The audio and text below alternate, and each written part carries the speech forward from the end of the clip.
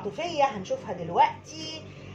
جايلك حاجة عملية أو شراكة عملية يا برج العذراء هتدخل فيها، أو علاقة روحانية بتكملوا بعض.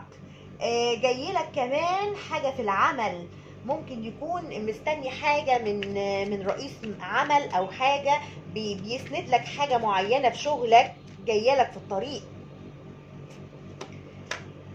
ولكن اللي جايلك في الطريق شوية مسؤوليات وشوية أحمال زيادة عن المعتاد. ممكن تكون انت شايل مسؤولية معينة هتزيد عليك الفترة الجاية، وكمان حد عاطفي جايلك رومانسي انت مستنيه. لو حد كراش هيجي يعترف لك بحبه يا برج العذراء، ولو انت حطيت حد في دماغك بالفعل هو راجع لك الشخص ده، والشخص ده بيحس ان انت توأم روحه او توأم شعلته او حد مختلف عنه، ولكن بتكملوا بعض.